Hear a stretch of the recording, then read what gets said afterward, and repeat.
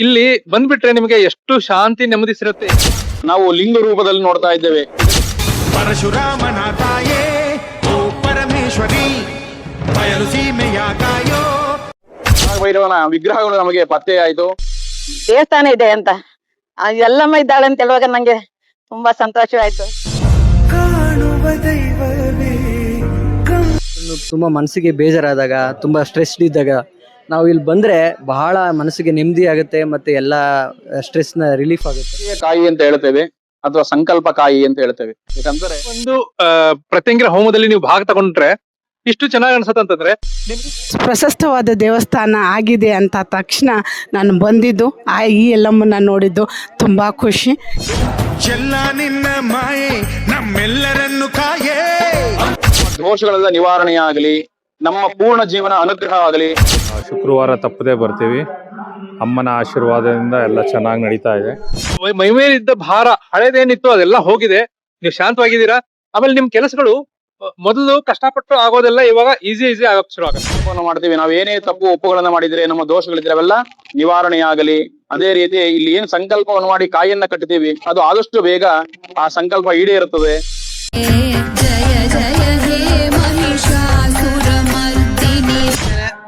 ಆರ್ಥಿಕ ಸಮಸ್ಯೆ ಆಗಲಿ, ಆರೋಗ್ಯ ಸಮಸ್ಯೆ ಆಗಲಿ ಎಲ್ಲ ಸುಧಾರಣೆ ಆಗಿದೆ. ಬಹಳ ವಿಸ್ತಾರವಾದ ದೇವಸ್ಥಾನ. ತಾಯಿ ದರ್ಶನ ಮಾಡ್ತಾ ಇದ್ರೆ ಮಾಡ್ತಾನೆ ಇರ್ಬೇಕು ಅನ್ಸುತ್ತೆ. ಅಷ್ಟಮಂಗಳದಲ್ಲಿ ಬಂದಿದ್ದು ಈ ಒಂದು ಜಾಗದಲ್ಲಿ ನೀವು ಕಾಲಭೈರವನ ಪ್ರತಿಷ್ಠಾಪನೆ ಮಾಡಬೇಕು ಅಂತ.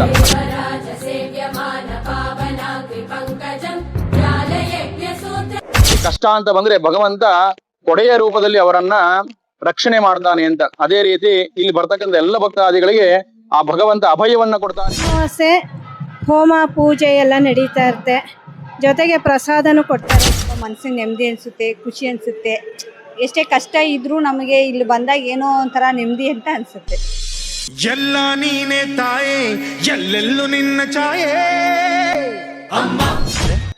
ನಾನು ಇಲ್ಲಿ ವಿಜಯ ಅಕ್ವಾಗ್ರೀನ್ ಅಪಾರ್ಟ್ಮೆಂಟಲ್ಲಿ ಇರೋದು. ಈ ದೇವಸ್ಥಾನ ಸುಮಾರು ಈಗ ಒಂದು ವರ್ಷದಿಂದ ತುಂಬ ಚೆನ್ನಾಗಿ ಡೆವಲಪ್ ಮಾಡಿದ್ದಾರೆ. ತುಂಬ ಖುಷಿಯಾಗುತ್ತೆ ನಮ್ಮ ಮನೆ ಹತ್ರದಲ್ಲಿ ಇಂಥ ಒಂದು ಒಳ್ಳೆ ದೇವಸ್ಥಾನ ಇರೋದು. ಸೊ ನಾವು ಟೈಮ್ ಸಿಕ್ತಾಗಲೆಲ್ಲ ಇಲ್ಲಿ ಹಬ್ಬ ಹರಿದಿನಗಳಿಗೆ ಬರ್ತಾ ಇರ್ತೀವಿ. ತುಂಬ ಈ ಟ್ರಸ್ಟ್ ಅವ್ರಿಗೆ ನಾನು ತುಂಬ ಅಪ್ರಿಷಿಯೇಟ್ ಮಾಡ್ತೀನಿ. ಬಹಳ ಅಚ್ಚುಕಟ್ಟಾಗಿ ಎಲ್ಲ ಒಂದು ವ್ಯವಸ್ಥೆನ ಮಾಡಿದ್ದಾರೆ. ಒಂದು ಸಭಾಂಗಣ ಆಗಿರ್ಬೋದು, ದೇವಸ್ಥಾನದ ಪೂಜೆ ಕಾರ್ಯಕ್ರಮಗಳಾಗಿರ್ಬೋದು, ಮತ್ತು ಇಲ್ಲಿ ಅನ್ನ ದಾಸೋಹದ ವ್ಯವಸ್ಥೆ ಆಗಿರ್ಬೋದು. ಬಹಳ ಖುಷಿಯಾಗುತ್ತೆ. ಯಾವಾಗಾದ್ರೂ ತುಂಬ ಮನಸ್ಸಿಗೆ ಬೇಜಾರಾದಾಗ, ತುಂಬ ಸ್ಟ್ರೆಸ್ಡ್ ಇದ್ದಾಗ ನಾವು ಇಲ್ಲಿ ಬಂದರೆ ಬಹಳ ಮನಸ್ಸಿಗೆ ನೆಮ್ಮದಿ ಆಗುತ್ತೆ ಮತ್ತು ಎಲ್ಲ ಸ್ಟ್ರೆಸ್ನ ರಿಲೀಫ್ ಆಗುತ್ತೆ. ಮತ್ತು ತುಂಬ ಚೆನ್ನಾಗಿ ಮೇಂಟೈನ್ ಮಾಡಿದ್ದಾರೆ. ಇವತ್ತು ಕೂಡ ನಾನು ಬಂದಿದ್ದೇನೆ. ಸೊ ಇದ್ರ ಬಗ್ಗೆ ಮಾತಾಡೋಕ್ಕೆ ನಮ್ಗೆ ಅವಕಾಶ ಸಿಕ್ತು. ಇದು ನನ್ನ ಅನಿಸಿಕೆನ ನಿಮ್ಮ ಮುಂದೆ ಹಂಚ್ಕೋತಾ ಇದ್ದೀನಿ. ತುಂಬ ಧನ್ಯವಾದಗಳು. ಇದು ಚೆನ್ನಾಗಿ ಎಲ್ಲರಿಗೂ ಒಳ್ಳೆಯದಾಗಲಿ. ಎಲ್ಲ ಭಕ್ತಾದಿಗಳು ಬಂದು ದೇವಸ್ಥಾನಕ್ಕೆ ಅವರ ಕಷ್ಟ ಕಾರ್ಪಣ್ಯಗಳನ್ನ ಪರಿಹರಿಸ್ಕೊಳ್ಳಿ. ದೇವರು ಎಲ್ಲರಿಗೂ ಒಳ್ಳೇದು ಮಾಡಲಿ ಅಂತ ಆಶಿಸ್ತೇನೆ. ಶ್ರೀ ಯಲ್ಲಮ್ಮ ದೇವಿಯ ತುಂಬ ಭಕ್ತಾದಿ. ಮೂಲತಃ ನಾನು ಹುಬ್ಬಳ್ಳಿಯವಳು. ಇಲ್ಲಿ ಪ್ರಶಸ್ತವಾದ ದೇವಸ್ಥಾನ ಆಗಿದೆ ಅಂತ ತಕ್ಷಣ ನಾನು ಬಂದಿದ್ದು ಈ ಯಲ್ಲಮ್ಮನ ನೋಡಿದ್ದು ತುಂಬ ಖುಷಿ. 3-4 ವರ್ಷದಿಂದ ನಾನು ಇಲ್ಲಿ ಬರ್ತಾ ಇದ್ದೀನಿ. ತುಂಬ ಒಳ್ಳೆಯದಾಗಿದೆ. ಆ ತಾಯಿ ಎಲ್ಲರನ್ನೂ ಹರಿಸ್ತಾಳೆ ಅಂತ ಅಂದ್ಕೊಂಡಿದ್ದೀನಿ. ನಂಬಿ ಕೆಟ್ಟವರಿಲ್ಲ ಜಗದಲ್ಲೋ ಅಂತಾರೆ. ಈ ತಾಯಿನ ನಂಬಿದವ್ರಿಗೆ ಯಾವತ್ತೂ ಕೆಟ್ಟದ್ದಾಗಿಲ್ಲ. ನಂಬಿ ಬನ್ನಿ, ತಾಯಿ ಎಲ್ಲರನ್ನೂ ಹರಿಸ್ತಾಳೆ, ಕೈ ಹಿಡಿತಾಳೆ. ದೇವಸ್ಥಾನ ಹೆಚ್ಚು ಕಡಿಮೆ ನಾವು ತುಂಬ ಹಳೇದ್ರಾಗಿಂದ ನೋಡ್ತಾ ಇದ್ದೀವಿ. ಇಲ್ಲಿ ನಾವು ಬರೋಕ್ಕೆ ಶುರು ಮಾಡಿ ಹೆಚ್ಚು ಕಡಿಮೆ ಒಂದು 15-16 ವರ್ಷ ಆಯಿತು. ಆಮೇಲೆ ಈ ಪ್ರತ್ಯಂಗಿರ ಹೋಮ ಇವ್ರು ನಡ್ಸೋಕೆ ಶುರು ಮಾಡಿಬಿಟ್ಟು ಒಂದು 3-4 ವರ್ಷ ಆಗಿದೆ. ಇಷ್ಟು ಒಂಥರ ಶಕ್ತಿಯುತ ಅನ್ಸತ್ತಂದ್ರೆ ಇಲ್ಲಿ ಬಂದಾಗ ಮೊದಲು ಸಣ್ಣ ಪ್ರಮಾಣದಲ್ಲಿ ಆಗ್ತಾ ಇತ್ತು, ಇವಾಗೆಲ್ಲ ಕಟ್ಟಡ ಎಲ್ಲ ಇಂಪ್ರೂವ್ ಮಾಡಿಬಿಟ್ಟು ತುಂಬ ಚೆನ್ನಾಗಿ ಮಾಡಿದ್ದಾರೆ.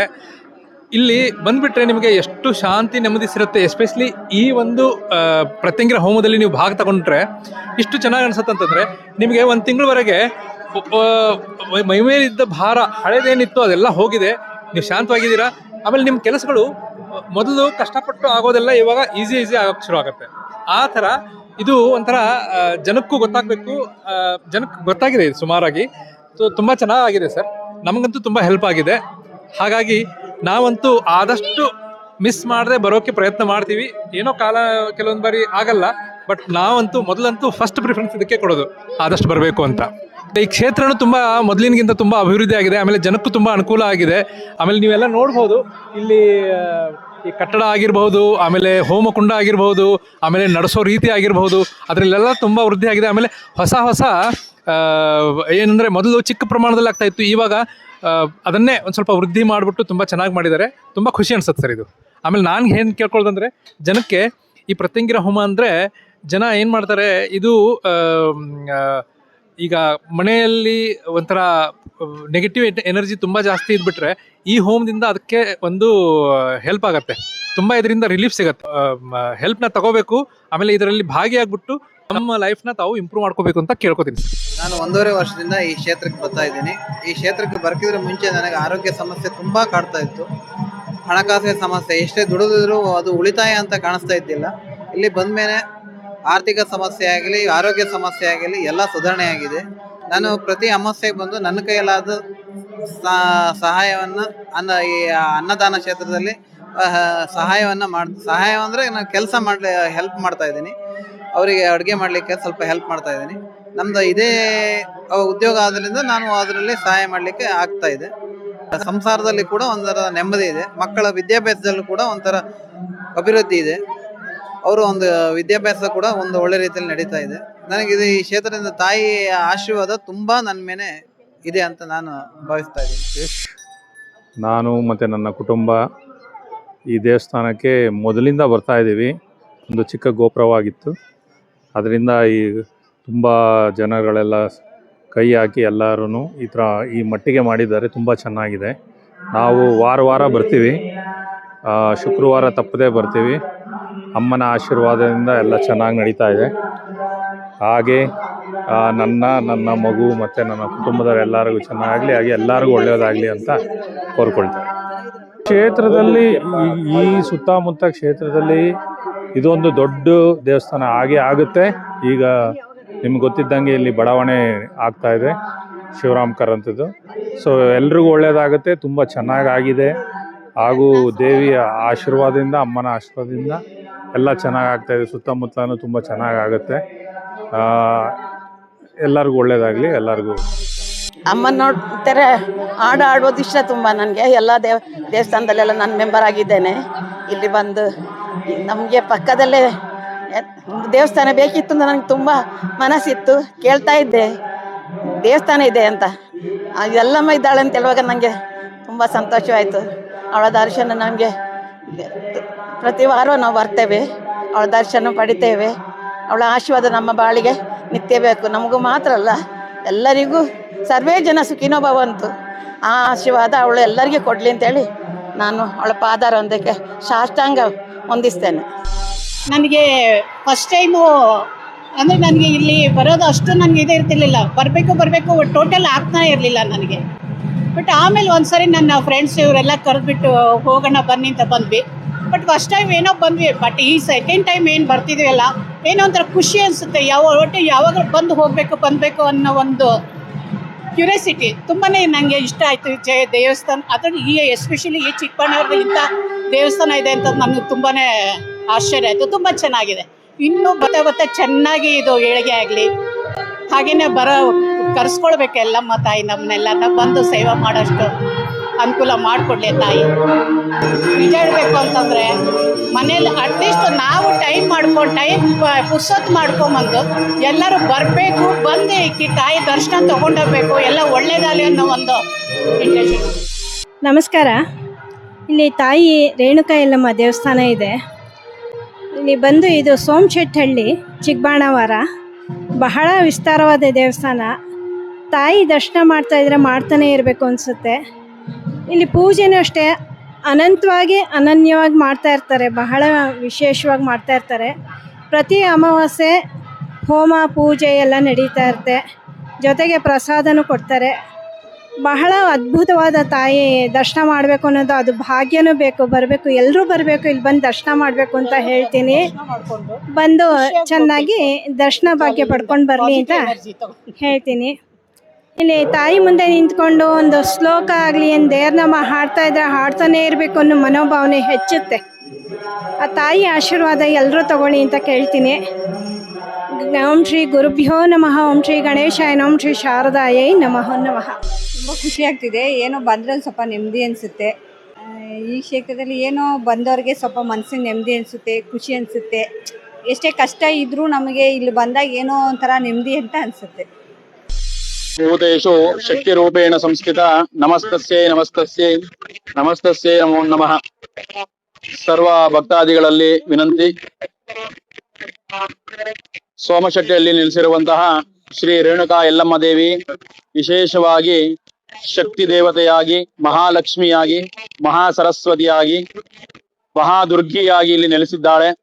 ಇಲ್ಲಿ ವಿಶೇಷವಾಗಿ ಪ್ರತಿ ಅಮಾವಾಸ್ಯೆಯಂದು ಮಹಾಪ್ರತ್ಯಂಗಿರ ಹೋಮ, ಸಂಕಲ್ಪ ಸೇವೆ ವಿಶೇಷವಾಗಿ ಈ ಒಂದು ದೇವಿಗೆ ಪ್ರತಿ ತಿಂಗಳು ನಡೀತಾ ಇದೆ.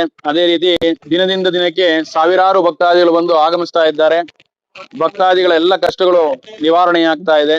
ಅದೇ ರೀತಿ ಈ ಒಂದು ಜಾಗದಲ್ಲಿ ಕ್ಷೇತ್ರ ಪಾಲಕನಾಗಿರ್ತಕ್ಕಂತಹ ಮಹಾಕಾಲಭೈರವೇಶ್ವರ, ನಮ್ಮೆಲ್ಲರಿಗೂ ಗೊತ್ತು.